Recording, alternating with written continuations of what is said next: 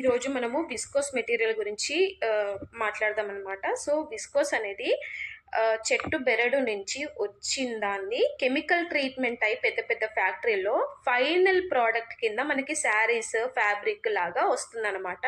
So ఇది వాటర్ని observe చేసుకుంటుంది అండ్ ఆల్సో హైలీ బ్రీతబుల్ కూడా. సో అయినా సరే దీన్ని ఎందుకు వాడొద్దు అంటారంటే, ఈ కెమికల్ ట్రీట్మెంట్ ఏదైతే అవుతుందో అది చాలా ఇంటెన్స్గా జరుగుతుంది. సో చెట్టు బెరడు కాకుండా హెవీ కెమికల్ వాడడం వల్ల హెల్త్కి అంత మంచిది కాదు. సో ఈ ఫ్యాబ్రిక్ని మనం అంబ్రెల్లాస్లో వాడతాము అండ్ కర్టెన్స్లో కూడా వాడతాము. సో లుక్ కావాలి అనుకునే వాళ్ళకి మాత్రం మంచి ఆప్షనే. అట్లా అని చెప్పి ఇది పొల్యూషన్ ఏం క్రియేట్ చేయదు.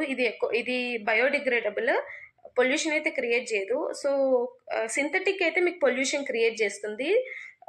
సో సింథటిక్కి దీనికి డిఫరెన్స్ ఏంటంటే, విస్కోస్ ఏమో వుడ్ నుంచి వస్తుంది, సింథటిక్ ఏమో ఆయిల్ నుంచి వస్తుంది.